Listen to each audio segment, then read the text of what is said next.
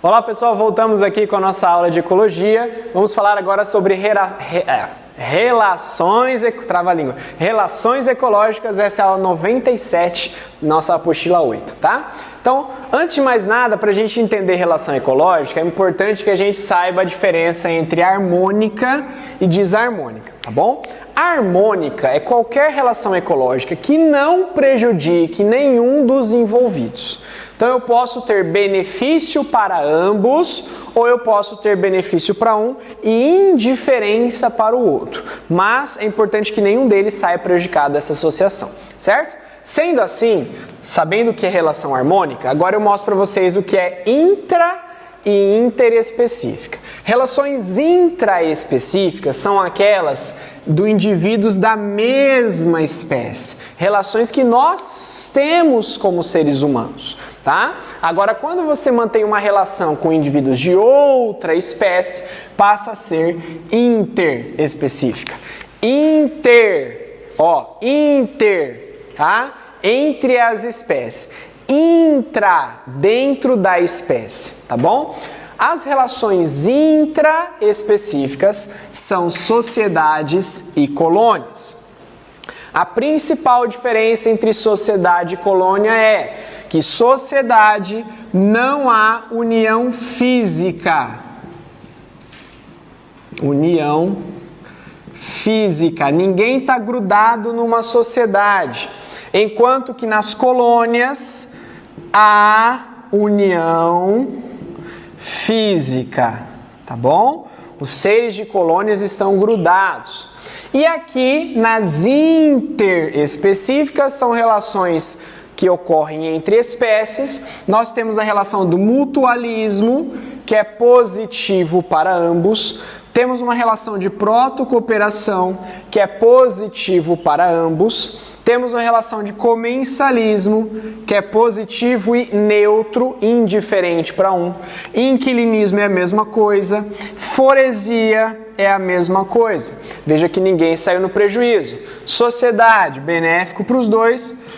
Colônia, mesma coisa, tá? E nós vamos falar de cada um deles a partir de agora, ok? Primeiro, lá nas relações intraespecíficas, falando sobre colônias. Como eu disse, para ser uma colônia, gente, você precisa ter união anatômica, união física, tá? E ela é positiva para os dois. É claro que a palavra colônia, na parte biológica, ela é diferente da parte histórica, né? Ah, então vamos para uma colônia de férias. Tem lá uma colônia, sei lá da onde, né? O Brasil colônia. Essa palavra colônia não é a palavra relacionada à biologia, sim à história. Porque colônia de colonizar, né? De colonizar, ok? Aqui não. Nós não teríamos uma colônia de férias. Teria que ser uma sociedade de férias. Se for colônia de férias, você teria que ficar grudado com os outros, entendeu? Então não tem esse termo biológico, é diferente o sentido. Não é que não existe, esteja errado falar isso, em outro sentido, tá? Então eu tenho colônia, a união é anatômica. Aí eu tenho dois tipos de colônia. As colônias chamadas de isomórficas. O que é mórfico? Morfo é forma, iso, igual. Então são colônias que os seres têm a mesma forma. Quando eu olho para essa foto, para essa imagem, eu vejo bactérias do tipo bacilo.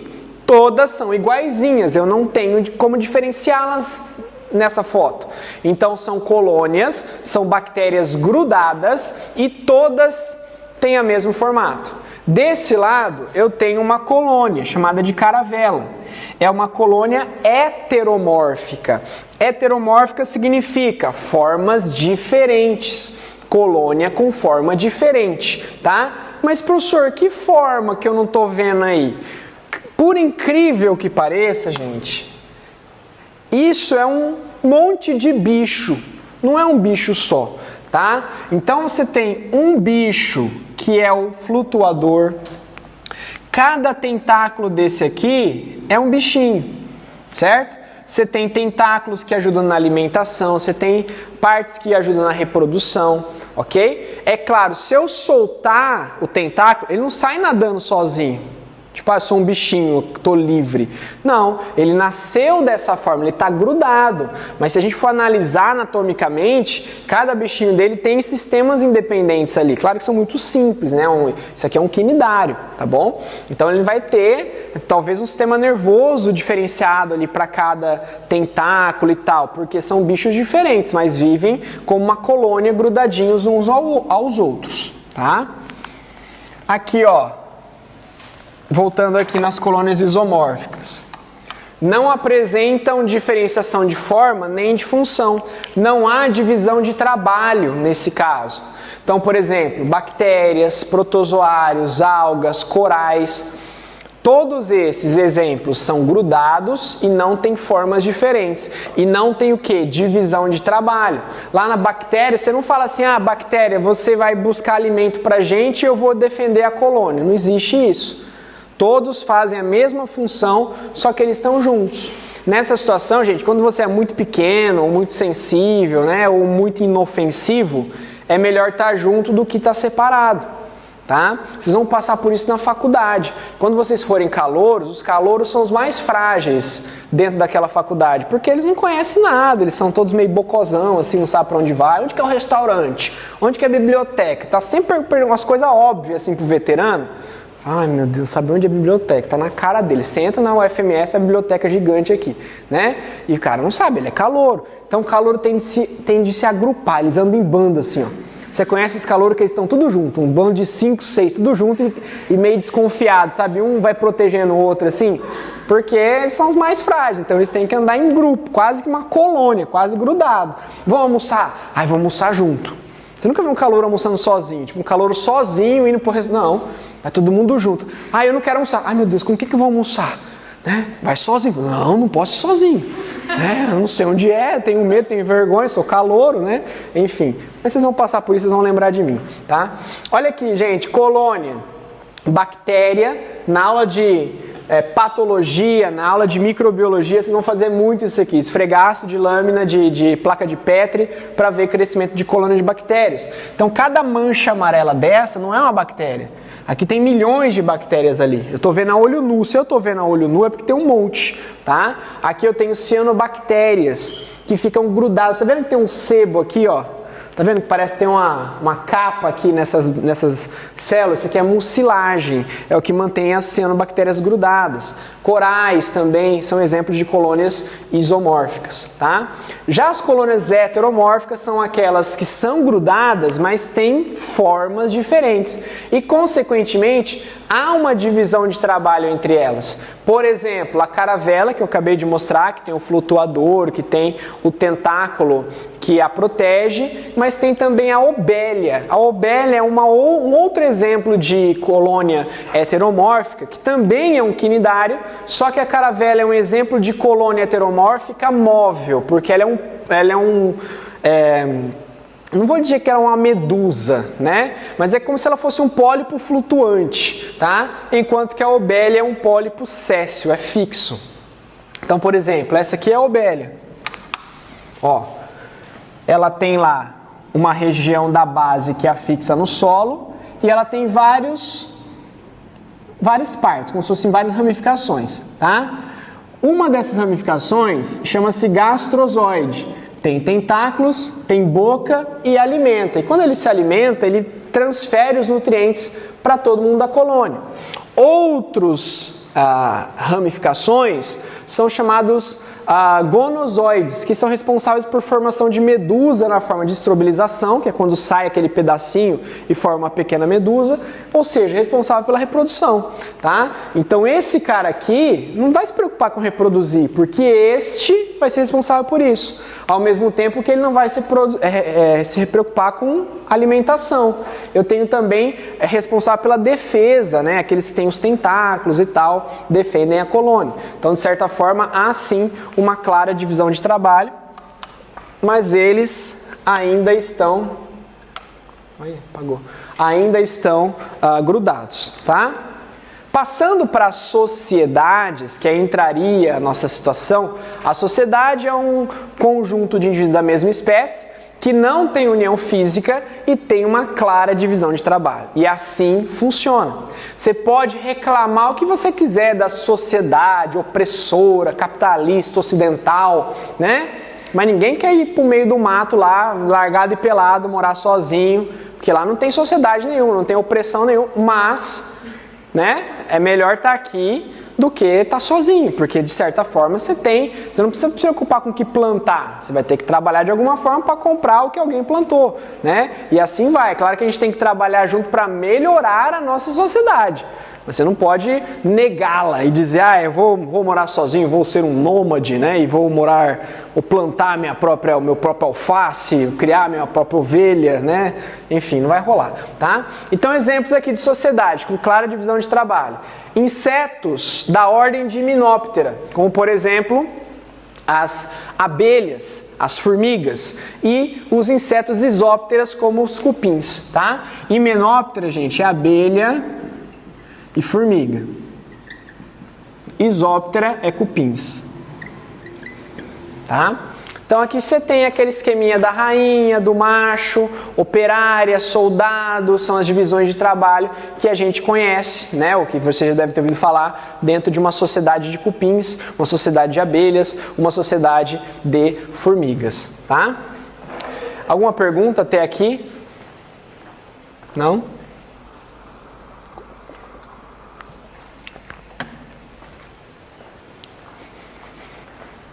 Sobre relações ecológicas harmônicas intraespecíficas, é isso que eu tinha para falar, tá? A questão é, formiga não tem colônia na visão biológica, é uma sociedade, tá bom? É uma sociedade. Aí eu vou falar um pouquinho agora sobre as interespecíficas. As interespecíficas são aquelas que ocorrem dentro da mesma espécie, como por exemplo, o mutualismo. O nome diz mutualismo, é uma ajuda mútua, os dois se ajudam, tá? Eu vou te fornecer algo que te interessa e você me oferece algo que me interessa.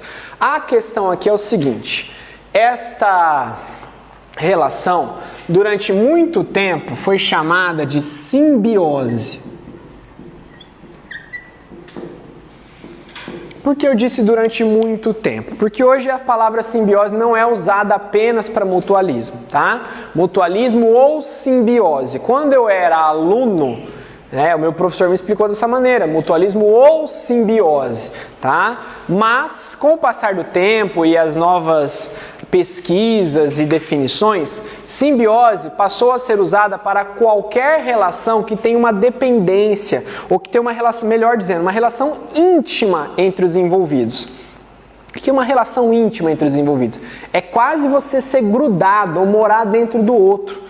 Por exemplo, não é só coisa boa que é simbiose, tá? O parasitismo também hoje é considerado uma simbiose. Porque você tem um ser que mora dentro do outro. É uma coisa muito íntima. É como se tivesse um vermezinho de estimação dentro de você. Você dorme e acorda com ele. Então é uma coisa muito íntima. Por isso que é simbiose também. Tá? Um parasitismo, como eu acabei de dizer, pode ser relacionado com uma simbiose além do mutualismo. Tá? Então o mutualismo é uma associação que depende de maneira vital. Tá, gente? Isso é muito importante. Eu não tenho opção. Geralmente, os seres nascem na forma de mutualismo já. Líquen. O líquen, ele surgiu em algum momento da história, houve uma associação entre fungos unicelulares e algas unicelulares, ou com cianobactérias, tá? E essa associação não se desfez, porque essa associação foi tão boa, essa simbiose foi tão fantástica, que ela permaneceu assim. Então esse grupo de líquen não pode viver separado. Inclusive eles se reproduzem dessa forma. Fala, como é que um líquen se reproduz? Será que o fungo manda um esporo? Será que a alga manda um esporo? Eles crescem isolados e depois se juntam? Não. Um líquen, tá aparecendo aí, Julia, na filmagem, meu verde fraco? Pouquinho, né? Tá? Eles se reproduzem por sorédios. O que é um sorédio? Olha que coisa interessante. O sorédio é uma célula de uma alga envolvida por uma hifa de fungo. Olha que legal isso aqui. Tá? Então aqui em laranja você tem uma hifa e em verde você tem uma alga. Então o que acontece? O líquen, quando está na hora, ele começa a soltar esses sorédios no ar. E aí esses sorédios caem num local, pode ser o tronco de uma árvore, pode ser uma rocha, qualquer local, e aí ele já começa a se reproduzir na forma de líquen, já com a alga e o fungo associado, tá? Não adianta você pegar lá um champignon e uma alga do sushi, misturar e achar que vai virar um líquen, que não vai acontecer isso aí, tá? Então isso é a relação de mutualismo entre os dois, não dá para separar nesse caso. Uma outra relação de mutualismo muito comum, gente, é a parte do cupim e o protozoário que habita o seu intestino, que é um protozoário ciliado chamado de triconinfa, tá? Vou até colocar aqui os exemplos. É interessante que vocês saibam. Então, ó, mutualismo. Primeiro, líquens. Segundo, cupins e protozoário. Tá? Eu não quero que vocês decorem exemplos, certo? Por quê? Claro que tem exemplos clássicos, como esse que eu estou passando para vocês, que se cai no vestibular, a chance de você acertar é muito grande. Mas, ultimamente, os vestibulares estão mudando um pouco o enfoque. Eles não estão mais colocando exemplos tradicionais, exemplos clássicos, porque se o cara fala um exemplo... líquen, o cara já, mutualismo, eu decorei, eu já acerto. Muitas vezes eles botam um texto... tá? Explicando a relação ecológica existente entre aqueles seres, ele não cita qual relação ecológica é, ele não dá um exemplo comum, ok? E aí você precisa saber. Olha que exemplo interessante, ele falou que um pássaro, ele se sentava nas costas da capivara e comia os carrapatos da capivara. E um outro pássaro, que não era o mesmo, sentava nas costas da capivara. Mas ele não comia os carrapatos da capivara, ele ficava comendo os bichinhos que estavam no ar assim, ó. Tipo a capivara ia andando e ele ia pegando os pernilongos, os bichinhos que estavam no ar. Ele não comia o carrapato das costas da capivara. Pensa nesse exemplo. Daqui a pouco eu falo a resposta, tá? Então olha só. Aí eu tenho aqui cupins e protozoários. O cupim faz o que, gente? Abriga o protozoário, tá dando proteção para ele. E o protozoário digere a celulose que o cupim se alimenta. Então existe essa dupla troca. Eu preciso sempre saber o que cada um faz nessa sociedade, né? nessa associação, melhor dizendo, mutualística. Se você não ajuda alguém, se você está tentando se associar com alguém e não fornece nada em troca, geralmente isso não vai dar certo. Tá? Aqui um outro exemplo de mutualismo, nós vimos na aula passada, é a associação da bactéria Rhizobium com plantas leguminosas. Rhizobium e leguminosas. A planta fornece abrigo, fornece glicose, fornece água para a bactéria, enquanto a bactéria faz o quê? Fornece o nitrogênio na forma de amônia para ela, faz a fixação do nitrogênio, transformando o nitrogênio gasoso em amônia e colocando, tá, nos vasos condutores dessa planta, ok? Tem outro exemplo. Aqui ainda tem protocooperação, mas aqui dá para eu citar também, gente, os ruminantes... tá? Com as bactérias. As bactérias fermentadoras que ficam lá no intestino do bicho, né, do ruminante, que ajudam na digestão da celulose também, tá? Quando eu falo de protocooperação, a protocooperação é muito parecida com o mutualismo. Existe uma ajuda mútua, protocooperação, a cooperação dos dois lados. Só que olha aqui, existe uma importante situação. Protocooperação também é chamada mutualismo facultativo. Por que mutualismo facultativo? Porque não é obrigatório, porque não é vital. Eu posso escolher ficar junto com você porque essa associação pra gente é melhor. Se nós nos separarmos, ninguém vai morrer, vai todo mundo sobreviver, mas é melhor estar junto do que estar separado, tá? Não tem dependência orgânica, beleza? Exemplo, clássicos de protocooperação.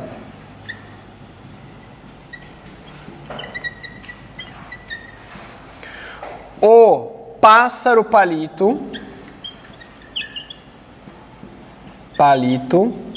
e o jacaré. O que cada um faz, gente? O pássaro palito, ele palita os dentes do jacaré, tirando as sujeiras acumuladas ali, evitando, por exemplo, que haja uma infecção bacteriana, o jacaré tenha cárie, caia o dente, fique banguela. O jacaré banguela não serve para nada, né? Ao mesmo tempo, o pássaro está tendo um monte de alimento para ele ali. Então ele está se beneficiando ao se alimentar daquele resto de alimento, né? E o jacaré está se alimentando porque está tendo uma limpeza grátis. Lembra, no mundo animal, na natureza, não existe amizade. É tudo interesse, certo? Ah, mas é legal a amizade entre o jacaré e o pássaro palito. Olha que bonito, ele não come o pássaro. Não é que ele não come o pássaro, é que ele não percebeu que o pássaro está lá, né? O pássaro ele não é tonto. Você vê que ele nunca vai pisar na língua do jacaré, porque se ele pisar na língua do jacaré, pô, ele fecha a boca na hora. Então ele está sempre por fora ali, ó. Está sempre, ó, por fora do perigo. Ele está pisando no dente, está pisando aqui na boca, mas aqui é duro, é queratinizado, é como se sua mosca sentasse no seu cotovelo. Vocês já perceberam isso? A mosca senta no seu cotovelo e fala, olha que legal, não estou sentindo nada. E a mosca lá andando para lá e para cá e você não sente nada. Porque a sensibilidade no cotovelo é muito baixa, porque é muito grosso aqui a pele. É a mesma coisa ali. Agora, se o passarinho der bobeira e pisar na língua do jacaré, ele fecha a boca automático. Então não tem esse grau de amizade aqui, é simplesmente envolvimento por interesse, tá? Depois, o paguro. O paguro e a anêmona. O paguro, gente, é um caranguejo. Sendo um caranguejo, ele já tem um exoesqueleto, porque ele é um artrópode. E exoesqueleto que tem um certo grau de calcificação, mas para ele não basta. Ele vai normalmente e pega conchas de moluscos que morreram, tá? Que fica lá abandonada, porque o bicho morreu, e entra dentro, coloca essa carapaça a mais. Ele já tem uma proteção, mas ele coloca outra. Porque ele é muito desconfiado, tá? Não bastante, o que ele faz? Ele pega uma anêmona e coloca em cima da concha, porque a anêmona é como se fosse uma casa com cerca elétrica agora, né? Com os tentáculos urticantes. Então ele está protegido duas vezes, ele está protegido por ter uma concha de molusco em cima dele, e ele está protegido por ter uma anêmona com tentáculos urticantes. Então esse é o benefício para o paguro. Enquanto a anêmona é um bicho céssio, ela fica parada, a vida dela é monótona, ela fica lá chacoalhando os tentáculos, né, de acordo com a correnteza colocar. Agora, quando ela está nas costas do paguro, ela está dando um rolê, né? Ela está dando uma passeada, assim, dando uma volta. Pensa você dando uma volta saindo da caminhonete lá, né? Dando uma volta. Quando a gente era criança, a gente ia em cima da caminhonete, assim, ó. Você já fez isso, Nicole? Em cima da caminhonete, ia rampando assim, né? Hoje não pode, tem que estar sentada, dá multa, né? Enfim, hoje é muito mimimi, né? Antes não, criançada bagunçando e surfando em cima da caminhonete, não acontecia nada, né? Não acontecia nada, mas enfim. Aí tá lá a anêmona surfando em cima do paguro e pegando os nutrientes, para ela também é um benefício isso. Se eu separar os dois, gente, cada um vive o seu, não tem problema nenhum, mas se eles estiverem juntos, é melhor para os dois, tá? Temos um outro exemplo clássico de protocooperação, que são pássaros e bovinos ou bubalinos, né? Nesse caso é um búfalo e o passarinho, ou bois e pássaros.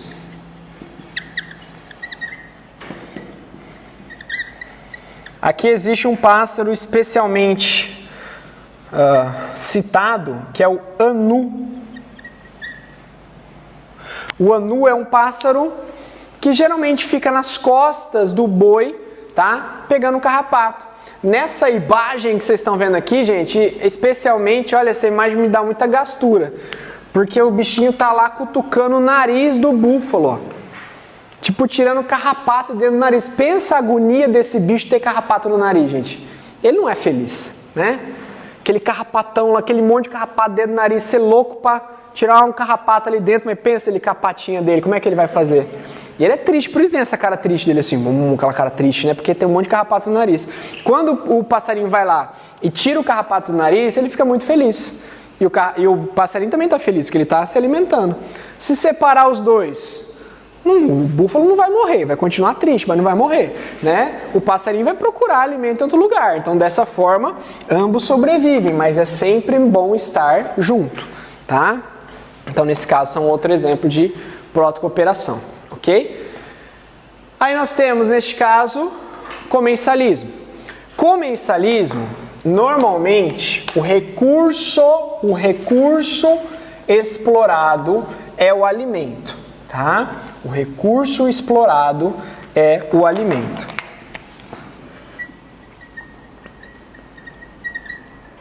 Lembra, comensalismo de comer, tá? O recurso explorado é o alimento. Eu tenho benefício para quem está recebendo esse recurso e uma indiferença, um zero para quem está fornecendo. Como seria isso? Normalmente eu vou me alimentar de restos. Se são restos, gente, não vai fazer falta para aquele que estava se alimentando.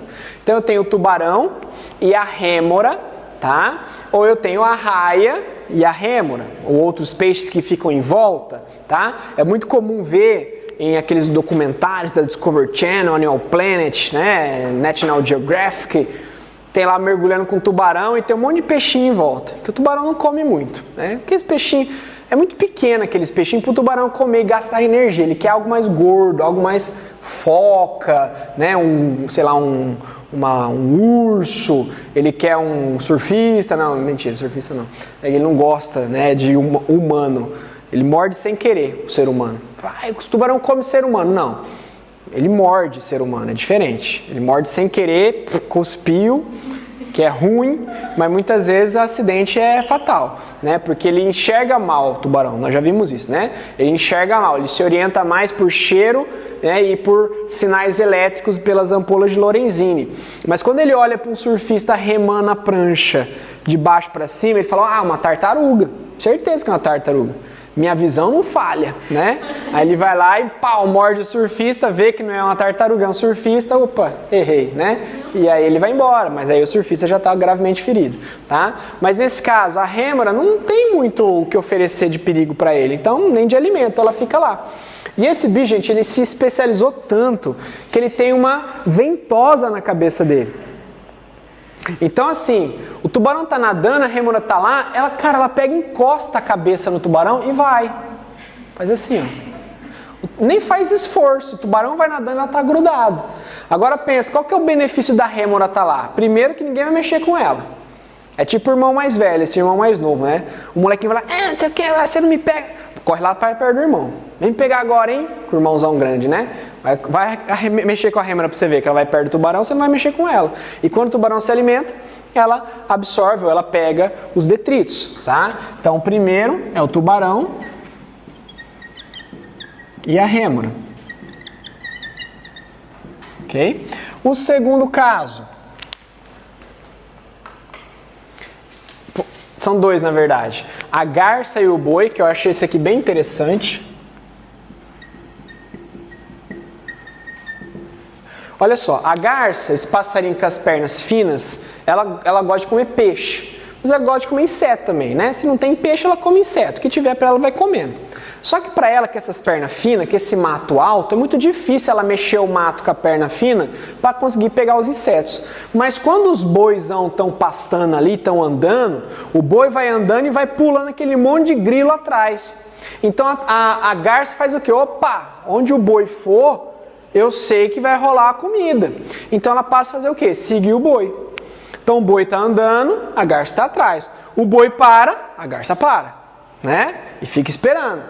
Qual que é a vantagem para a garça? O boi vai mexer a grama para ela, ela vai conseguir se alimentar. Qual que é a vantagem para o boi? Nenhuma. Qual que é a desvantagem para o boi? Nenhuma. A menos que ele tenha alguma síndrome de perseguição, né? Que é essa o que essa garça está fazendo atrás de mim, né? O boi fica estressado, alguma coisa do tipo. Mas de fora, nada vai acontecer. Nesse caso aqui eu tenho um exemplo que pode ser 2 exemplos, tá? 2 situações. As hienas e os leões. Leões, tá? Bom, eu vou dar 2 exemplos para mostrar para vocês quando que as duas mesmas espécies podem ser exemplos diferentes. Então, o primeiro exemplo é: uma família de leões atacou e matou uma zebra e se alimentou dessa zebra. De barriga cheia, os leões se afastaram, foram dormir. As hienas que estavam por perto, que acompanharam todo esse processo, foram se alimentar dos restos que os leões deixaram. Isso é comensalismo. O leão não é prejudicado porque o resto que ele deixou para trás foi comido pelas hienas. Isso é uma situação. Agora, o mesmo exemplo, leão e hiena. Eu tinha lá um leão ou uma leoa solitário que abateu uma presa, abateu uma zebra, e 10 hienas se aproximaram. As hienas perceberam que elas estavam em maior número, elas criaram coragem e falaram: não vamos esperar essa leoa comer, vamos botar ela para correr. E aí elas começam a encarar, começam a enfrentar, começam a morder, incomodar, até que a leoa ou o leão desiste e vai embora. Isso aí passa a ser competição, não é mais comensalismo, porque o leão ou a leoa que foi expulso e não se alimentou foi prejudicado. Viram como o mesmo exemplo pode ser 2 relações ecológicas, vai depender de como o cara aborda? Tá? Um outro exemplo que pode ser 2 relações ecológicas é de uma abelha com uma flor. Então, por exemplo, uma abelha visita uma flor e assim ela se alimenta de néctar e faz a sua polinização. Normalmente esse exemplo simples é uma protocooperação, porque a abelha se beneficia do néctar da flor e a flor se beneficia com o pólen da abelha, por exemplo. Tá? Agora, se o cara fala assim: naquela ilha, naquele ambiente, somente aquela abelha poliniza aquela planta. Somente aquela planta, somente aquela abelha e somente aquela planta serve de alimento para aquela abelha. Então eu estou criando ali, gente, uma restrição, eu estou obrigando que as duas interajam. Se faltar a abelha, ninguém mais vai polinizar a planta. Se faltar a planta, a abelha não tem mais alimento. Então passa a ser um mutualismo. Tudo bem? Voltando até a parte de protocooperação, que eu esqueci de falar, do mutualismo facultativo, o exemplo pode ser de protocooperação, lembra?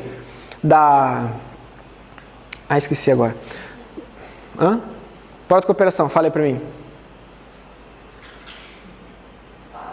Pássaro e quem? E o jacaré, o pássaro palito e o jacaré. Depois, anêmone, o paguro. Isso, são os exemplos que eu falei. O cara deu o exemplo lá do pássaro palito e do jacaré. Aí a alternativa ele colocou lá: predação, canibalismo, parasitismo e mutualismo. Falou: pô, peraí, esse exemplo é de protocooperação.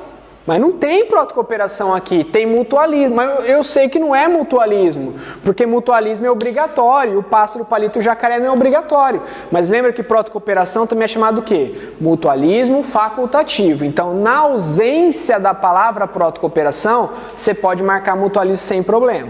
Agora, se tiver mutualismo e protocooperação, aí você marca protocooperação, tá bom? Isso já aconteceu.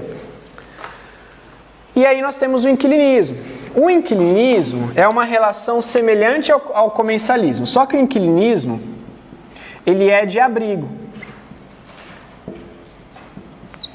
Inquilinismo é abrigo, não é alimento, ok? Então, por exemplo, eu vou usar o recurso que é o abrigo. Eu tenho 2 exemplos aqui. O primeiro deles é o peixe, a agulha e o pepino do mar. Peixe, agulha e pepino do mar. É muito louco isso, mas o pepino do mar, que é um equinodermo, tá? O peixe agulha mora dentro dele, sem causar prejuízo, porque ele não está parasitando o pepino do mar. Ele só está morando ali. Ah, mas como é que alguém que tem um bicho que mora dentro de si não é prejudicado? Como é que eles fazem essa análise? Geralmente por reprodução. Então, tipo assim, você tem um grupo de pepinos do mar que tem o peixe-agulha dentro dele, tem um grupo que não tem. Os dois têm uma taxa de reprodução equivalente. Os dois estão se reproduzindo muito bem. Eu falei, então é indiferente, que ninguém vai perguntar pro pepino do mar, e aí, tá legal aí? Tá morando dentro de você, tá te prejudicando? Não tem como saber. Então você vai analisar o quê? A sobrevida, a quantidade de filhotes que ele pode produzir, é isso. E o Phineraster, né, que é o nome do peixe-agulha, ele mora ali dentro. Quando ele quer sair para se alimentar, ele bota a cabeça para fora, olha para um lado, olha para o outro, não tem ninguém. Ele sai, se alimenta, namora, faz o que ele quiser e volta para dentro do pepino do mar. Está morando ali, sem inquilinismo. Mesma coisa com o peixe palhaço e a anêmona. O peixe palhaço e a anêmona, tá? É outro exemplo. Mas, da mesma forma que as hienas e os leões, eu posso contar a mesma história com dois finais diferentes. Então, por exemplo, a história primeira o peixe palhaço mora na anêmona. Ele se esconde de possíveis predadores dentro da anêmona, porque a anêmona tem tentáculos urticantes. Ah, mas como é que a anêmona sabe que ela não pode queimar o peixe palhaço? Ela não sabe, simplesmente ela queima o peixe palhaço. Mas o peixe palhaço produz uma quantidade de muco muito maior que os outros peixes. Então, apesar dos tentáculos urticantes da anêmona encostar no peixe palhaço, ele aguenta. Então ele mora ali. Tá? Tem uma cena do filme clássico Procurando Nemo que ele fala assim, ó, não esquece de escovar, você tem que se escovar para ela não te queimar. E ele fala, pai, eu quero ir para a escola. Fala, não, tem que escovar. Ele vai lá, escova, dá umas passadas nos tentáculos da Nemo, ele escova direito, ele volta de novo, porque como se dessa forma, passando os tentáculos na pele, estimulasse a pele do peixe palhaço a produzir mais muco para proteger, como se fosse um feedback, né? Tem mais estímulo, produzo mais. E com o muco em grande quantidade, ele não sofre essas queimaduras. Já um peixe que não tem essa propriedade, se ele for tentar entrar ali, ele vai sofrer uma queimadura, tá? Então, dessa forma, com só o peixe palhaço é beneficiado do abrigo, é inquilinismo. Mas falar assim, o peixe palhaço saiu, buscou lá uma comida, buscou lá um peixinho menor, trouxe para dentro da anêmona e começou a comer. E os farelos que caíam da alimentação do peixe palhaço, a anêmona também se alimentou. Então ele está se beneficiando do abrigo e a anêmona está se beneficiando da comida. Isso é uma protocooperação. Tá? Então nesse caso, quando os dois se ajudam de alguma forma, mas não é obrigatório, passa a ser uma protocooperação. Por isso que eu falei que é importante analisar cada um dos exemplos e não simplesmente decorar.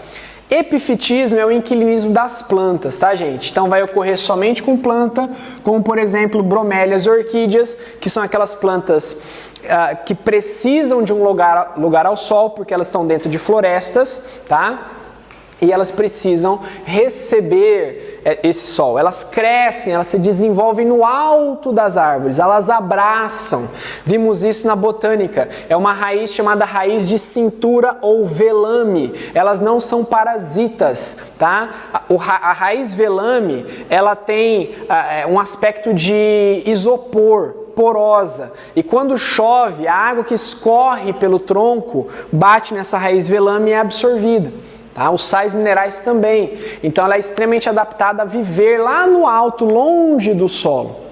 Aí pergunto, professor, como é que essa planta nasceu lá em cima? Como é que a orquídea nasceu lá em cima? Aí você tem que dar uma zoada, né? Fala assim, não, porque à noite, quando ninguém olhava, tipo Toy Story, né? A orquídea ia se mexendo e ia subindo. Fala, sério? Eu falei, não é assim, né? A orquídea é uma angiosperma, ela dá flor, ela dá fruto, inclusive um fruto muito apreciado, baunilha. A baunilha é fruto de orquídea. Como é que se escreve baunilha em inglês, ô Keila? Vanilla.